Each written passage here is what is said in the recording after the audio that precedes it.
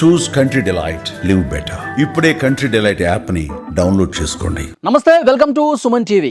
ఆంధ్రప్రదేశ్ మాజీ ముఖ్యమంత్రి వైఎస్ జగన్మోహన్ రెడ్డి గారు బెంగళూరు ప్యాలెస్లో చర్చలు జరుపుతున్నారు. కూటమి ప్రభుత్వం తనను అరెస్టు చేస్తే నెక్స్ట్ పరిణామాలు ఏంటి, నెక్స్ట్ పర్యవసనాలు ఏ విధంగా ఉండాలి, ఒకవేళ అరెస్టు జరిగి నేను జైలుకు వెళితే ఏంటి పరిస్థితి, పార్టీని ఏ విధంగా ముందుకు తీసుకెళ్ళాలి, పార్టీని ముందుండి నడిపించే బాధ్యతలు ఎవరికి ఇవ్వాలి, ఎలాంటి కార్యక్రమాలు చేయాలి, వీటన్నిటి మీద డిస్కషన్స్ జరుగుతున్నట్టుగా తెలుస్తోంది. నిన్న ప్రెస్ మీట్ నిర్వహించారు. సుదీర్ఘంగా వైఎస్ జగన్మోహన్ రెడ్డి గారు దాదాపు 2.5 గంటల పాటు ఆయన మాట్లాడారు. 2.5 గంటల సేపు ఒక సంవత్సర కూటమి ప్రభుత్వ పాలన మీద అనేక విమర్శలు చేశారు. జగన్మోహన్ రెడ్డి గారు తాను ముఖ్యమంత్రిగా ఉన్నప్పుడు వ్యవస్థలు ఏ విధంగా నడిచాయి, జగన్మోహన్ రెడ్డి గారు ముఖ్యమంత్రిగా ఉన్న సమయంలో ఎన్ని అప్పులు చేశారు 5 సంవత్సరాల కాలంలో, ఇప్పుడు 1 సంవత్సర కాలంలోనే చంద్రబాబు నాయుడు గారు ఏం చేశారు, వీటన్నిటి గురించి మాట్లాడారు. ముఖ్యంగా స్కాముల విషయం ప్రస్తావించారు. చంద్రబాబు నాయుడు గారు 1 సంవత్సర కాలంలో అన్ని విషయాల్లో కూడా స్కాములు చేసుకుంటూ పోతున్నారు. ఇక మద్యం కుంభకోణం గురించి కూడా మాట్లాడారు. మద్యం స్కామ్, అసలు లేని స్కామ్ని ఉన్నట్టు చూపించి చాలామందిని బెదిరించి చాలామందిని కొనేసుకుని తమకు అనుకూలంగా జగన్మోహన్ రెడ్డి గారికి వ్యతిరేకంగా వాంగ్మూలాలు ఇప్పించుకొని ఏ విధంగా అరెస్టులు జరుగుతున్నాయో కూడా చెప్తా వస్తున్నారు జగన్మోహన్ రెడ్డి గారు. మద్యం కుంభకోణం చేసింది చంద్రబాబు నాయుడు. ఆ కేసు మీద ఆయన ఆల్రెడీ ఇప్పటికీ బెయిల్ మీద ఉన్నాడు. దాన్ని ప్రజల నుంచి డైవర్ట్ చేయడం కోసం ఇప్పుడు మద్యం కుంభకోణం జగన్మోహన్ రెడ్డి గారి హయాంలో జరిగింది అని చెప్పి ఇప్పుడు కొత్తగా కేసులు పెడుతూ అరెస్టులు చేస్తున్నటువంటి పరిస్థితి ఉంది అని చెప్పి జగన్మోహన్ రెడ్డి గారు మాట్లాడారు. అయితే ఎవరెవరు ఈ కేసులో అరెస్ట్ అయ్యారో వాళ్ళ పేర్లు ప్రస్తావించి, ఎవరెవరు అమ్ముడుపోయారో వాళ్ళ పేర్లు చెప్పి, సీఎం ఆఫీసులో తనతో పాటు పనిచేసినటువంటి ముఖ్యమైన అధికారుల పేర్లు ప్రస్తావించి, ఇవన్నీ కూడా అక్రమ అరెస్టులు, కక్ష సాధింపులో భాగంగా, రెడ్ బుక్ రాజ్యాంగంలో భాగంగా ఇవన్నీ జరుగుతున్నాయని చెప్పి జగన్మోహన్ రెడ్డి గారు చెప్పారు. అయితే తన అరెస్టును జగన్మోహన్ రెడ్డి గారు ఊహించారు. ఏదో ఒకరోజు ఆ బిగ్ బాస్, కింగ్ పిన్, అంతిమ లబ్ధిదారు విషయం తెలిసిపోతుంది, నా వరకు అరెస్టు వస్తుందని చెప్పి ఆయన పసిగట్టేశారు. కాబట్టే ఇక్కడ స్కామ్ ఏమీ లేదు, అక్రమ అరెస్టులు అని చెప్పి చెప్పడం కోసమే అంత సుదీర్ఘమైనటువంటి ప్రెస్ మీట్ పెట్టారు అని చెప్పి కూటమి పార్టీలు ఆల్రెడీ ఇప్పుడు విమర్శలు చేస్తున్న పరిస్థితుంది. బెంగళూరు ప్యాలెస్లో ప్రస్తుతం అరెస్టు తర్వాత పరిణామాల మీద చర్చిస్తూ ఉన్నారు.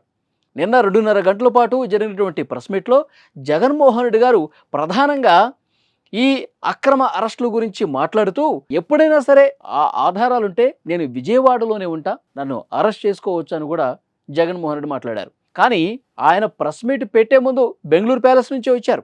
ప్రెస్ మీట్ జరిగిన తర్వాత ఆయన వెంటనే మళ్ళీ ఇంకా కొన్ని గంటలు కూడా విజయవాడలో లేకుండా, తాడేపల్లి ప్యాలెస్లో ఉండకుండా మళ్ళీ బెంగళూరు ప్యాలెస్లోకి వెళ్ళిపోయారు. అంటే ప్యాలెస్లో ఏం జరుగుతోంది, కూటమి పార్టీలు ప్రధానంగా ఇదే విషయం మీద ప్రస్తావించారు. విజయవాడలో ఉంటాను, అరెస్ట్ చేసుకో అన్నారు జగన్మోహన్ రెడ్డి. మరి ప్యాలెస్లో ఇక్కడ ప్రెస్ మీట్ అనంతరం 1 గంట కూడా ఉండకుండా సాయంత్రానికే విచారణ సర్దేసి బెంగళూరు ప్యాలెస్కి వెళ్లాల్సినటువంటి అవసరం ఉంది. వారానికి 4-5 రోజులు బెంగళూరు ప్యాలెస్లోనే ఎందుకు ఉంటున్నారు జగన్మోహన్ రెడ్డి గారు, అసలు అక్కడ ఏం జరుగుతుంది అంటే ఇక్కడ దోచేసిన సొమ్మంతా బెంగళూరు ప్యాలెస్లో ఏమన్నా దాచేశారా అనే విమర్శ కూటమి పార్టీల నుంచి వస్తుంది. ఇప్పుడు బెంగళూరు ప్యాలెస్లో భారతి గారిని రాజకీయ అరంగేట్రం చేసేటువంటి ప్లాన్లో జగన్మోహన్ రెడ్డి ఉన్నారా? ఎందుకంటే గతంలో అరెస్ట్ అయినప్పుడు, గతంలో జగన్మోహన్ రెడ్డి గారు ఈ కేసుల్లో అరెస్ట్ అయ్యి జైలుకి వెళ్ళినప్పుడు కావచ్చు, కష్టకాలంలో కావచ్చు, తల్లి చెల్లి వారికి అండగా నిలిచారు, రోడ్ల మీదకి వచ్చారు, నిరసన కార్యక్రమాలు చేశారు. జగనన్న వదిలినటువంటి బాణం అని చెప్పి రోడ్ల మీద తిరిగి రాష్ట్ర వ్యాప్తంగా పాదయాత్ర చేసి పార్టీని అధికారంలోకి తీసుకురావడం కోసం వారి వంతు ప్రయత్నం వాళ్ళు చేశారు. మళ్ళీ ఇప్పుడు వాళ్ళిద్దరూ లేరు కాబట్టి గౌరవాధ్యక్షురాల పదవి నుంచి జగన్మోహన్ రెడ్డి గారు తొలగించేశారు తల్లి విజయలక్ష్మిని. ఆమె మీదే ఆస్తులు అప్పనంగా నేను కష్టంతో సంపాదించిన ఆస్తులు నాకు దక్కకుండా వాళ్ళు కాజేసే ప్రయత్నం చేస్తున్నారని చెప్పి ఎన్సీఎల్టీలో కేసులు కూడా వేశారు తల్లి మీద చెల్లి మీద. ఇప్పుడు వాళ్ళిద్దరూ దూరం అయిపోయారు కాబట్టి భారతి గారిని రంగంలోకి దించి తనకి ఇప్పుడు జైలుకి వెళ్తే కనుక రోడ్ల మీద నిరసన కార్యక్రమాలు తెలియజేయడంలో కావచ్చు, మళ్ళీ పార్టీని ముందుండి నడిపించడంలో కావచ్చు, ఎలాంటి కార్యక్రమాలు చేస్తే కార్యకర్తలకు ఒక భరోసా నింపే ప్రయత్నం చేయొచ్చు. ఈ అన్ని విషయాల మీద ప్రస్తుతం జగన్మోహన్ రెడ్డి గారు యలహంక ప్యాలెస్ నుంచే మంతనాలు జరుపుతున్నట్టుగా సమాచారం వస్తోంది. జూన్ 4వ తారీఖు వెన్నుపోటు దినోత్సవం జరుపుతామని చెప్పి నిన్న ప్రెస్ మీట్లో జగన్మోహన్ రెడ్డి గారు మాట్లాడారు. సూపర్ 6 హామీలు అమలు చేయట్లేదు, అలవికానటువంటి హామీలు ఇచ్చి అధికారంలోకి వచ్చారు చంద్రబాబు నాయుడు గారు, వెన్నుపోటు పొడిచాడు రాష్ట్ర ప్రజల్ని. కాబట్టి ఫలితాలు వచ్చినటువంటి ఆ జూన్ 4వ తేదీనే వెన్నుపోటు దినోత్సవంగా రాష్ట్ర ప్రజలందరూ జరుపుకోవాలి. ముఖ్యంగా కార్యకర్తలు కలెక్టరేట్కి వెళ్ళి వినతి పత్రాలు ఇవ్వాలి అని చెప్పి కార్యక్రమం రూపొందించారు జగన్మోహన్ రెడ్డి గారు. మరి ఆ జూన్ 4 కంటే ముందే మద్యం కుంభకోణం కేసులో జగన్మోహన్ రెడ్డి గారు అరెస్టు జరగచ్చు అని చెప్పి చర్చ జరుగుతూ ఉంది. మరి అరెస్టు అయితే పార్టీని ఏ విధంగా ముందుకు తీసుకెళ్లాలన్న విషయం మీద బెంగళూరు ప్యాలెస్లో చర్చలు జరపడం కోసమే ఆయన అక్కడికి వెళతా ఉన్నారని చెప్పి వస్తున్నటువంటి విమర్శల మీద ఆ పార్టీ నాయకులు ఏం చెప్తారో చూడాల్సినటువంటి అవసరం ఉంది. ఫ్రెండ్స్, మీరేమనుకుంటున్నారు?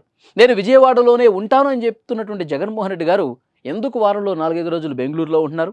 బెంగళూరు ప్యాలెస్లో చేస్తున్నటువంటి చర్చలకు సంబంధించిన సమాచారం, సోషల్ మీడియాలో జరుగుతున్నటువంటి ప్రచారం మీద మీరేమనుకుంటున్నారు? కామెంట్ రూపంలో తెలియజేయండి. Thank you very much.